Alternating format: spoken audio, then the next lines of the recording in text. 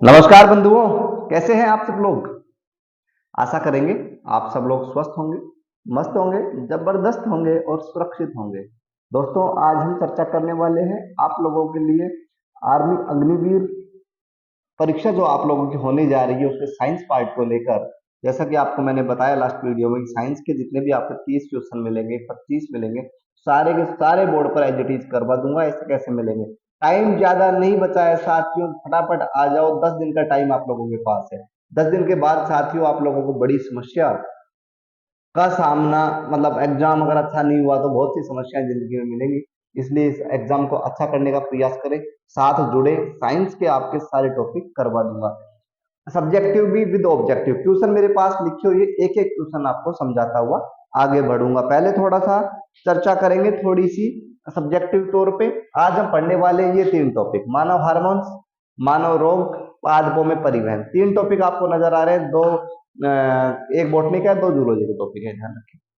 अब मैं आपको बता दूं कि दो इन 3 टॉपिकों में से 2 क्वेश्चन तो आपको 100% मिलेंगे, या तो मानव हार्मोन्स मानव रोग में से एक क्वेश्चन, और पादपों में परिवहन में से एक क्वेश्चन 100% आप लोगों को मिलने वाला है। सफलता आपको चाहिए तो कड़ी मेहनत आपको करनी पड़ेगी, लंबी सोच, बड़ी सोच आपको रखनी पड़ेगी। साथ ही इरादा आपको मजबूत कर लोगे कि फौजी बनना है तो बनोगे साथियों, लेकिन मेहनत तो करनी पड़ेगी। मेरा कड़ी मेहनत, पक्के इरादे के साथ, सच्चे लगन के साथ, जुनून के साथ, जोश के साथ मेहनत करोगे तो फौजी बनना आसान है आप लोगों के लिए। और ऐसे ही अगर बैठे हो कि बन जाएंगे, बस एग्जाम दियाएंगे, हो जाएगा, एग्जाम पास हो जाएगा, तो ऐसे एग्जाम, कोई भी एग्जाम पास नहीं होगा। चाहे फर्स्ट लेवल का हो, चाहे फर्स्ट ग्रेड का हो, चाहे थर्ड ग्रेड का हो, चाहे फोर्थ क्लास का हो, कोई भी एग्जाम आप बिना मेहनत के पास नहीं कर सकते। तो दोस्तों, जो बिना कुछ देर किए शुरुआत करेंगे आज के इस सेशन की। लेकिन एक निवेदन कि जो भी मेरा साथी चैनल पर नया है, चैनल अभी तक सब्सक्राइब नहीं किया है, तो प्लीज चैनल को सब्सक्राइब करें, साथ ही बेल आइकन ऑन करें, ताकि फ्यूचर का जो नोटिफिकेशन होंगे आप लोगों तक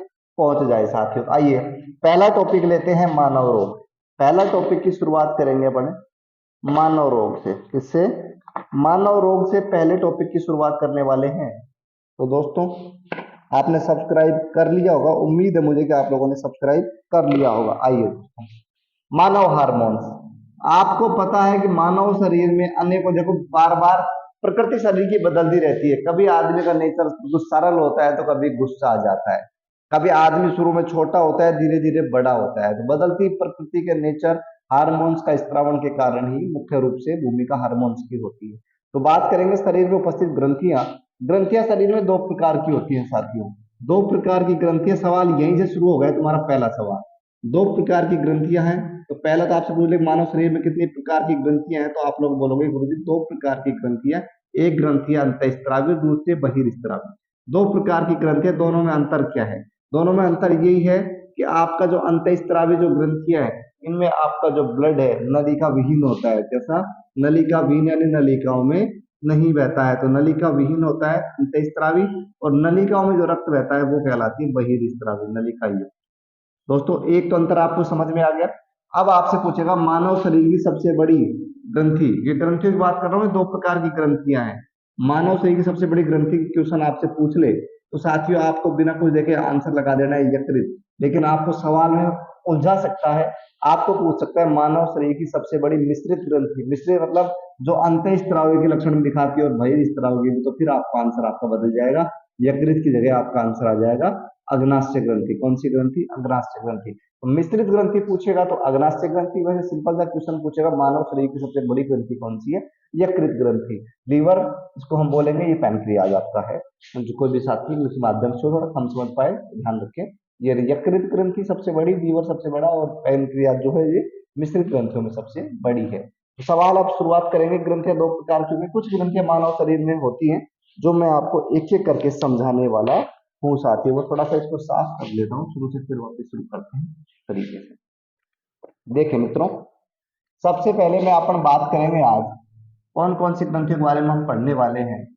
तो पीयूष ग्रंथि। कौन सी ग्रंथि? पीयूष ग्रंथि। उसके अलावा हम लोग पढ़ लेंगे थाइमस। उसके अलावा हम लोग पढ़ लेंगे पीनियल। जो आपके एग्जाम में है वो ही पढ़ाऊंगा, मतलब जो आने की संभावनाएं है, अग्नाशय। उसके अलावा साथियों आप लोग जो ग्रंथि पढ़ने वाले हैं वो आप लोग पढ़ने वाले हैं वर्षण ग्रंथि। और उसके बाद एक ग्रंथि और होती है अंडाशय। ये इंपॉर्टेंट ग्रंथियां, ये मत कहना गुरु जी क्या सारी ग्रंथियां हो गई, नहीं, जो आपके एग्जाम के हिसाब से, पॉइंट ऑफ व्यू या एग्जाम के तरीके से देखो जो इंपॉर्टेंट है वो आप लोगों को मैं समझाने वाला हूँ। सबसे पहले आ जाए पीयूष ग्रंथि पे और बात करेंगे पीयूष ग्रंथि। इस ग्रंथि को सबसे पहले ध्यान रखें, इस ग्रंथि का दूसरा नाम होता है मास्टर ग्रंथि। क्या नाम होता है?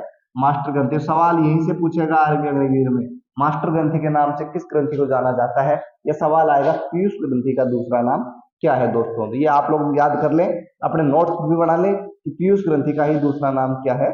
मास्टर ग्रंथि। अब चलो ठीक है, इस ग्रंथि को मास्टर ग्रंथि क्यों कहा जाता है? तो सबसे बड़ा कारण ये है, इस ग्रंथि को मास्टर ग्रंथि इसलिए कहा जाता है क्योंकि सर्वाधिक हार्मोन, प्रत्येक ग्रंथि एक या दो हार्मोन स्रावित करती है, लेकिन पीयूष ग्रंथि एकमात्र ऐसी ग्रंथि है जो अपने आप में 5 से 7 हार्मोन स्रावित करती है। सबसे ज्यादा हार्मोन स्रावित करने की वजह से इस ग्रंथि को मास्टर ग्रंथि कहा जाता है। और स्पेशल एक बात और बता दूं इसमें, इस ग्रंथि का मुख्य जो हार्मोन रहने वाला है वो रहने वाला है वृद्धि हार्मोन। वृद्धि हार्मोन का मतलब वृद्धि हार्मोन का क्या फायदा है तो वो भी सुने। वृद्धि हार्मोन का फायदा ये है कि शरीर में जितने भी उत्तक है, उत्तक उत्तक से ही आदमी का जब बच्चा पैदा होता है तो लगभग 300 अस्थियों के साथ बच्चा जन्म लेता है, लेकिन धीरे धीरे दोस्तों क्षय हो जाती है क्योंकि छोटी छोटी जो अस्थियां होती है आपस में जुड़ जाती है। बच्चे में आप देखते हो कितना लचीलापन होता है कि वो अस्थियां वो जुड़ी हुई मजबूत अस्थियां नहीं होती। इसलिए अब आपको मैं बता दूं कि वृद्धि, उत्तकों में वृद्धि का काम कौन सी ग्रंथि करती है, कौन सा हार्मोन करता है? तो वृद्धि हार्मोन। नोट कर ले साथियों, उत्तकों में वृद्धि का कार्य, उत्तकों में यानी कि शरीर में बढ़ाने में, उत्तकों में वृद्धि का कार्य, उत्तकों में वृद्धि का कार्य कौन करता है? वृद्धि हार्मोन। ठीक है, अब बात करेंगे थाइमस ग्रंथि को, एक मिनट साइड में करूंगा, पहले पीनियल क्योंकि ऊपर से चलते आ रहे हैं। एक और ध्यान रखिए, पीयूष ग्रंथि की आकृति मटर के दाने के समान होती है। सवाल यहाँ से भी आ सकता है कि मटर के दाने के समान कौन सी ग्रंथि होती है, तो आप लोग बता देंगे बिना सोचे समझे कि मटर के दाने के आकार की गर्दन के ऊपर, सिर के अंदर मटर के दाने की प्रकार की ग्रंथि होती है जिसको हम क्या बोलेंगे? पीयूष ग्रंथि, और इसका आकार मटर के दाने के समान होता है। अब बात करेंगे थाइमस ग्रंथि को लेकर, थाइमस नहीं पहले पीनियल। तो पीनियल में बता दूं इससे जो हार्मोन स्रावित होता है, अब मैं हार्मोन आपको बताने वाला हूँ कि कौन सी ग्रंथि से कौन सा हार्मोन। तो पीनियल ग्रंथि से मेलेटोनिन नामक हार्मोन स्रावित। कौन सा हार्मोन? मेलेटोनिन नामक हार्मोन। और मैं आपको बता दूं कि मेलेटोनिन हार्मोन का मुख्य कार्य क्या है, कि आप लोग नोट्स बना ले, यहाँ से आपको एक क्वेश्चन 100% नोट कर देता हूँ, पक्का मिलेगा। दैनिक लय, दैनिक लय आदमी का जैसे होता है कि 10 बजे खाना खाता है आदमी रोज, तो उसको 10 बजे जाके ही भूख लगती है, दोपहर में 3 बजे चाय पीता है तो 3 बजे चाय की इच्छा होती है। तो दैनिक लय को बनाए रखने का जो काम करता है हार्मोन, वो हार्मोन कहलाता है मेलेटोनिन हार्मोन। दैनिक लय को नियंत्रित करने वाला हार्मोन क्या कहलाता है? Melatonin hormone. उसके बाद बात करेंगे अग्नाशय ग्रंथि। अब देखो थोड़ा सा सवाल यहाँ से आएगा, जहां तक का मेरे को इंपोर्टेंट लग रहा है सवाल यहीं से छपेगा। क्यों? क्योंकि इस अग्नाशय ग्रंथि में 3 प्रकार की कोशिकाएं होती हैं साथियों। 3 प्रकार की कोशिकाएं, जिसको एक को मैं बोलता हूँ अल्फा, दूसरी को मैं बोलता हूँ बीटा, तीसरी को मैं बोलता हूँ गामा। तीनों ग्रंथ को 3 प्रकार की कोशिकाएं अग्नाशय ग्रंथि में पाई जाती है। तीनों प्रकार की कोशिकाएं अलग अलग हार्मोन स्रावित करती है। सबसे पहले बात करेंगे अपन लोग, सबसे पहले बात करेंगे अल्फा की। तो अल्फा से ये हार्मोन आता है ग्लूकागोन। कौन सा? ग्लूका ग्लूकागोन, ग्लूकागोन हार्मोन। उसके बाद बात करेंगे बीटा से। तो बीटा से जो हार्मोन स्रावित होता है जिसे बोल देता हूँ इंसुलिन। क्या बोल देता हूँ? इंसुलिन। और गामा से जो हार्मोन स्रावित होता है जिसको मैं बोल देता हूँ सोमेटोस्टेटिन। क्या बोल देता हूँ? सोमेटोस्टेटिन। 3 हार्मोन निकलते हैं, इससे ध्यान रखें। तो अपने पास अगर सवाल पूछेगा आर्मी अग्निवीर की दृष्टि से बात करूं तो यहाँ से पूछेगा, इंसुलिन से पूछेगा कि इंसुलिन की कमी से शरीर में कौन सा रोग हो जाता है। तो मेरे प्यारे साथियों घबराना नहीं है, मधुमेह रोग आपने सुना होगा, आपने शुगर सुना होगा, आपने डायबिटीज सुना होगा। तो इंसुलिन हार्मोन की कमी से शरीर में मधुमेह रोग हो जाता है। क्या इंसुलिन का कार्य क्या है? इंसुलिन का कार्य है शर्करा को नियंत्रित करना। शरीर में जितना मीठा खाते हैं उसको नियंत्रित करने का काम इंसुलिन करता है। और जब इंसुलिन की कमी आ जाती है तो शर्करा के लिमिट को नियंत्रित कोई नहीं कर पाता, और इस वजह से कौन सा रोग हो जाता है? मधुमेह, डायबिटीज, शुगर। तो यहाँ से सवाल बनेगा अग्नाशय ग्रंथि में 3 प्रकार के हार्मोन यहाँ से निकलते हैं। एक कहलाता है ग्लूकागोन, बीटा से इंसुलिन, और गामा से सोमेटोस्टेटिन हार्मोन। दोस्तों नेक्स्ट नेक्स्ट चलते हैं, नेक्स्ट ग्रंथि अब हम देखने वाले हैं। 2 ग्रंथि आप लोगों के बीच और बची है, वृषण ग्रंथि और वृषण और अंडाशय। उसके बाद दूसरा टॉपिक लेते हैं मानव रोग। देखे साथियों, देखे साथियों, ये आप अपन पढ़ेंगे वृषण ग्रंथि के बारे में। अब एक तो बड़ी देखो मजेदार एक छोटी सी बात बता देता हूँ जो तुम्हारे को याद रह जाएगी। एक बार क्या हुआ कि हम पढ़ते थे क्लास 11th में बात करेंगे 11वीं क्लास की। जब हम मैं पढ़ने जाता था स्कूल तो एक गुरुजी हमें पढ़ाते थे बहुत अच्छा। आई हुआ क्या एक्चुअली, स्कूल गवर्नमेंट स्कूल था और हमारे गुरुजी खड़ा कर लेते हैं किसी साथी को कि खड़ा हो जा, क्योंकि गवर्नमेंट स्कूल में बच्चे भी लो लेवल के ही ज्यादा मिलते हैं। और एक साथी खड़े होते हैं जिनकी 10वीं में 39-40% थी, लेकिन बायोलॉजी में आधे साइंस। कोई नहीं, बोल खड़ा हो, तेरे अंदर अंडाशय ग्रंथि, मेल कैंडिडेट, मेल साथी खड़ा हुआ था कि अंडाशय ग्रंथि कितनी। अब उसको तो पता कि अंडाशय गुरुजी ने पढ़ाई की एक जोड़ी ग्रंथि होती है, वृषण एक जोड़ी ग्रंथि होती है। बोला गुरुजी एक जोड़ी। क्या बोल दिया? एक जोड़ी। अब आप लोगों को समझ में नहीं आया क्या? मैं बताता हूँ। ये जो वर्ष हम बात करेंगे पहले, वृषण ग्रंथि ये नर में होती है और अंडाशय होती है ओनली मादा में। तो ये ध्यान रखें, ये आपको जो लिंग का निर्धारण करती है ये ग्रंथियां करती है। अब वो लड़का अंडाशय ग्रंथि बोला सर जी एक जोड़ी है मेरे अंदर। सब लोग हंसने लगे, क्या भाई क्या भाई? बोल सर इसके फिर सर भी हंसने लगे, बोले नालायक तेरे अंदर अंडाशय है क्या? लड़का था। फिर उसको समझाया बाद में, तो थोड़ा सा उसको फील हुआ कि यार बेइज्जती होगी। बेइज्जती तो होती है क्लासों में, और उस टाइम वो उम्र ही ऐसी होती है कि नई नई उम्र की लाइफ महसूस जैसा होता है, थोड़ी सी बेइज्जती ऐसे लगती है, गुरुजी ने बेइज्जती कर दी बहुत ज्यादा। तो ये चीजें हैं साथियों। अब देखें, वृषण ग्रंथि नर में पाई जाती है, अंडाशय ग्रंथि मादा में पाई जाती है। तो वृषण ग्रंथि जो हार्मोन निकलता है उस हार्मोन को मैं बोल देता हूँ टेस्टोस्टेरोन। कौन सा? टेस्टोस्टेरोन। टेस्टोस्टेरोन हार्मोन क्या करता है? वृषण ग्रंथि से शुक्राणुओं का निर्माण कर देता है। किसका? शुक्राणुओं। और भाई साहब इधर आ जाओ, अंडाशय ग्रंथि जो हार्मोन निकलता है उसको बोलते हैं एस्ट्रोजन। क्या बोलेंगे? एस्ट्रोजन। और एस्ट्रोजन क्या करता है? अंडाणु का निर्माण। और जब शुक्राणु और अंडाणु मिलते हैं इस क्रिया को हम बोल देते हैं निषेचन। क्या बोल देते हैं? निषेचन। या बोल दे नर और मादा के युग्मक, ये युग्मक ही बना लेते हैं। युग्मकों के संलयन को क्या कहते हैं? निषेचन। अब ठीक है, अभी दोनों का निषेचन होगा, युग्मक बन जाता है। युग्मक बनने के बाद अंडा फूटता है तो शिशु का जन्म हो जाता है। तो शुक्राणु और अंडाणु का ये मान लीजिए कि नर से तो आता है टेस्टोस्टेरोन हार्मोन और मादा से एस्ट्रोजन हार्मोन, और शुक्राणु अंडाणु का निर्माण होता है इन दोनों से। ये हो गई वर्षण और अंडाशय ग्रंथि आप लोगों की। तो ये इंपॉर्टेंट ग्रंथियां थी। एक ग्रंथि चलो और रह गई, ये बता देता हूँ, एड्रिनल। एड्रिनल ग्रंथि ये आप लोगों को बड़ी मजेदार ग्रंथि है। सबसे मजेदार ग्रंथि में बोलूँ तो यही है। इससे हार्मोन निकलता है एड्रिनलिन। सबसे पहले तो बड़ी बात याद नहीं करना, एड्रिनल में इन लगा देना है, एड्रिनलिन। एड्रिनलिन एड्रिनलिन ग्रंथि जो है, इसमें एक रोचक कहानी सुनी। एक बार मैं जंगल से जा रहा था, जंगल से मैं जा रहा था तो मैंने देखा कि पीछे जंगल से आग लग गई। आग लग गई। अब मैं आगे आगे दौड़ने लगा, आग मेरे पीछे पीछे दौड़ रही थी, मैं आगे आगे आगे दौड़ रहा। दौड़ता गया दौड़ता गया दौड़ता गया। आगे जैसे ही मैं थोड़ी दूर दौड़ा तो सामने से मेरे को शेर आता हुआ। अब क्या करें?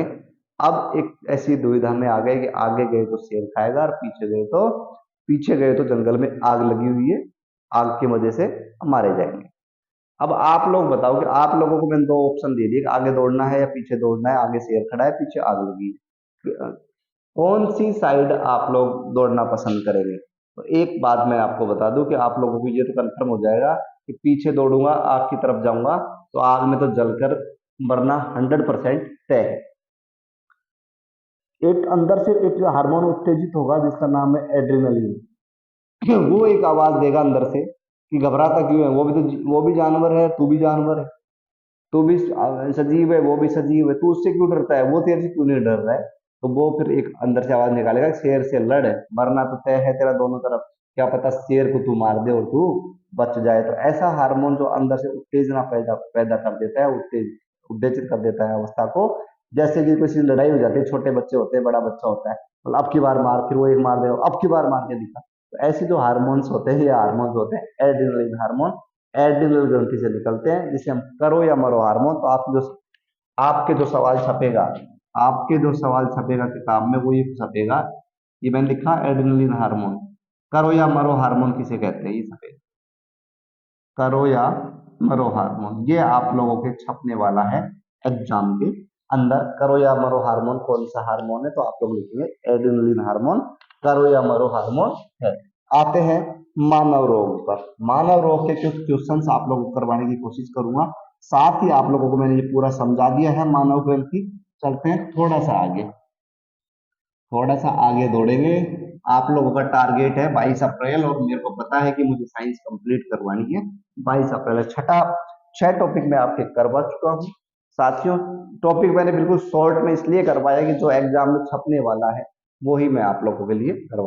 मानव रोग अपने पास क्वेश्चन है। मानव रोग को मैं आपको एक एक करके नहीं बता सकता, ये ध्यान रखें कि मानव जो रोग है, जो रोग है दो प्रकार के, वैसे तो 4 प्रकार के हैं। जीवाणु से होने वाले रोग, वायरस या विषाणु लिख दूं। उसके अलावा मैं आपको बताऊं प्रोटोजोआ, और एक रोग होता है हमारे फंजाई या कवक से। तो आप लोग ध्यान रखें, फंगी या कवक, तो जीवाणु, विषाणु, प्रोटोजोआ और कवक से मानव शरीर में रोग का जन्म होता है। लेकिन अपन ऐसे पढ़ेंगे तो बहुत ज्यादा टाइम लग जाएगा। एक दिन में जीवाणु पढ़ा पाऊंगा, एक दिन विषाणु पढ़ा पाऊंगा, एक दिन प्रोटोजोआ और कवक एक दिन के होंगे। लेकिन इतना टाइम अपने पास है नहीं। तो तुमसे जो सवाल पूछेगा ना, वो ये पूछेगा कि निम्न में से जीवाणु जनित रोग है, निम्न में से विषाणु जनित रोग है, मतलब जो विषाणु से हो विषाणु जनित, जीवाणु से हुआ वो जीवाणु जनित। शुरुआत करेंगे आज के इस सेशन में। बात करने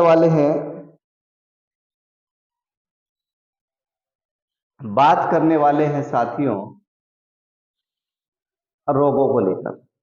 बड़ा रोग, सबसे पहले जो रोग हमारे सामने आ रहा है वो रोग कहलाता है हीमोफीलिया। अब सवाल आपके एग्जाम में छपेगा कि हीमोफीलिया रोग किस में नहीं होता है। 4 ऑप्शन आपको मिलेंगे, बालक को, पुरुष को, स्त्री को या उक्त सभी को। पहले समझे हीमोफीलिया रोग है क्या। हीमोफीलिया रोग साथियों वो रोग है जिसके अंदर आपके शरीर में अगर हीमोफीलिया रोग हो गया और आपके शरीर में कोई चोट लगी तो रक्त का थक्के का निर्माण नहीं होगा। रक्त बहता ही रहेगा जब तक कि हम जहां से पाइप, जैसे गाड़ियों की ट्यूब पंचर हो जाती है, हवा निकल जाती है, पंचर लगवा देते हैं जब भी हवा रुकती है। ऐसे जब हम अकस्मात देखते हैं डेली डेली रूटीन में कि अपने चोट लग जाती है, थोड़ी देर में खून रुक जाता है, लेकिन हीमोफीलिया रोगी के खून नहीं रुकता है, पूरा रक्त बह जाता है।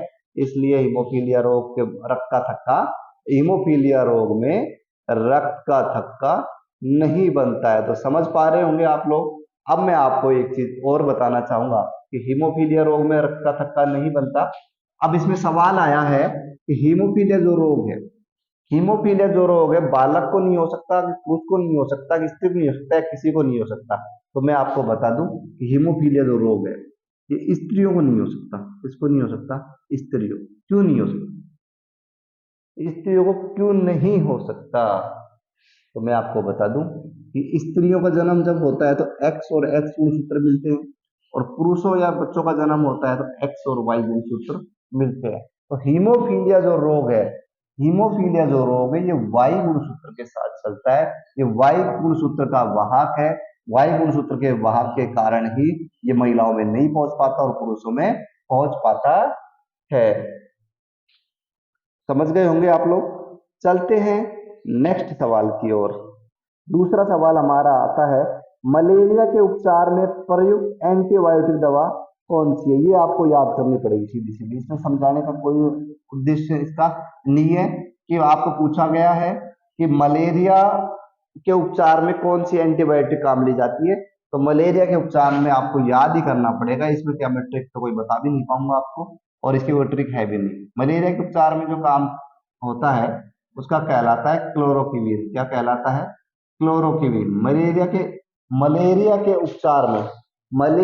उपचार में जो दवाई, जो मलेरिया के उपचार में आपको मैं बता दूं कि जो एंटीबायोटिक यूज करी जाती है वो कहलाती है क्लोरोक्विन। क्या कहलाती है? क्लोरोक्विन। अभी से आप तो वीडियो क्या बातें देखोगे नहीं क्या?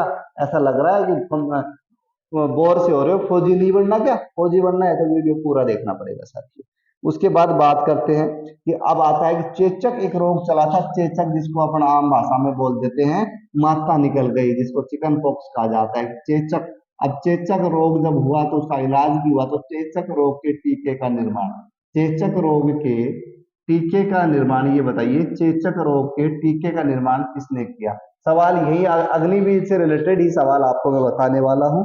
तो चेचक रोग के जो टीके की खोज है साथियों, वो जो करते हैं उन वैज्ञानिक का नाम होता है एडवर्ड जेनर। डॉक्टर साहब क्या क्या का नाम था? Edward Jenner. ध्यान रखें, चेचक के टीके की खोज करने वाले जो वैज्ञानिक थे जिनका नाम था एडवर्ड जेनर। चलते हैं नेक्स्ट सवाल की ओर। एनीमिया का लक्षण। अब सबसे पहले तो आपको पता होना चाहिए एनीमिया रोग का लक्षण। तो एनीमिया रोग होता क्या है, सबसे पहले तो ये पता होना चाहिए। तो मैं आपको बता दूं, आपके शरीर में अगर रक्त की कमी है, नर व्यस्क है, मादा व्यस्क है और 5 लीटर से कम खून है, तो एनीमिया रोग का उदाहरण है। जैसा कि अपन लोग गांव में आम भाषा में बात करें, महिलाएं खून चेक करवाती है, पुरुष चेक करवाते हैं, बोलते 7 पॉइंट है, 8 पॉइंट है, 10 पॉइंट है, 11 पॉइंट है। वो पॉइंट नहीं होता, वो एचबी होता है, 7 एचबी, 8 एचबी। क्योंकि खून का मापन हमेशा हीमोग्लोबिन से होता है और हीमोग्लोबिन को शॉर्ट रूप में हम बोल देते हैं एचबी। अब हीमोग्लोबिन की शरीर में कमी आ जाती है 7, 8, 9 खून के। जब आपका हीमोग्लोबिन होता है तो शरीर में एक रोग पैदा हो जाता है जिसे हम बोल देते हैं एनीमिया। एनीमिया रक्त की कमी से होने वाला रोग एनीमिया। रक्त से होने वाला कैंसर या रक्त वाला कैंसर, उसको हम बोलेंगे साथियों ल्यूकेमिया। क्या बोलेंगे? ल्यूकेमिया। तो इतना ध्यान रखें। अब सवाल यहां से आया कि एनीमिया रोग का लक्षण है, तो इसमें मैं बता दूं आप लोगों को, सबसे पहले आपको भूख में कमी। सबसे पहले आपको भूख नहीं लगेगी, बिल्कुल भूख नहीं लगेगी आम। उसके बाद थकावट आपका जरूरी है, थकावट आपके शरीर में आना शुरू हो जाएगी और एक भूख नहीं लगेगी, कमजोर होना, सरल कमजोरी भी होगी। तो ये आपके एनीमिया के लक्षण है की कमी से। वैसे विटामिन की मैं बात करूं तो विटामिन की अगर शरीर में कमी है तो रोग कौन सा आता है? एनीमिया रोग साथियों। अब एक चीज और मैं आपको बता दूं, देखें जब वगैरह की शिकायत हो जाती है तो किसी गांव की दूसरी गांव छोटा में सरकारी दवा हो दुकान होती है, जाते हैं तो ओआरएस का पैकेट हमें, ओआरएस पैकेट आप ले जाइए। अगर आपको मान लीजिए ओआरएस पैकेट प्रोवाइड नहीं होता है, दुकानें मिलती है, तो आप घर ओआरएस में ज्यादा चीजें नहीं मिलती, तो चीनी मिलेगी, में मिलेगा मिलेगी प्लस में नमक, जो दोनों चीजें हमारे घर में पर्याप्त है। तो ये मान लीजिए चीनी के 4 चम्मच प्लस 1 चम्मच का, तो 4:1 बात करूं ओआरएस का तैयार हो जाता है। तो ओआरएस का घोल 4 अनुपात के माध्यम से हो जाता है। तो दोस्तों ये भी आप लोग ध्यान रखें कि ओआरएस का उपचार। उसके बाद बात, अभी मैंने बताया कि अग्नाशय सही ढंग से काम नहीं कर रही है ग्रंथि, तो कौन सा रोग होगा? इंसुलिन की कमी से बताया था। इंसुलिन की कमी रोग होता है, कहलाता है गंध। मधुमेह क्या कहलाता है? मधुमेह, डायबिटीज अभी बताया था आप लोगों को। मलेरिया का, ये एग्जाम में 10 बार पूछा हुआ सवाल है आर्मी अग्निवीर में कि मलेरिया रोग का वहां क्या है? तो भाग जो रहने वाला है वो रहने वाला है प्लाज्मोडियम रहने वाला है मलेरिया रोग का भाग। तो बड़ी होती जाए लोग हो रहे होंगे, मैं लोगों को समझाने की कोशिश करी। आप चाहते तो मैं पाद बहन भी देते टॉपिक पे आप लोग लेकर उपस्थित रहूं पूरे के सभी आपके तैयार हूं। तो आप लोगों का भी दायित्व है, आप भी जुनून के साथ क्लास में और पूरी आने में मैं कोशिश करता हूँ आप लोगों को वेट करने की, आप लोगों को अच्छे से पढ़ाने की, सरल और साधारण में समझाने की। लेकिन आप भी, मेरे को ऐसा लगता है कि लंबी क्लास के बाद आप बोर हो जाते हो। तो दोस्तों मिलते हैं अन्य वीडियो में अन्य सूचना के साथ। जब तक आप लोग खुश रहें, स्वस्थ रहें। Thank you.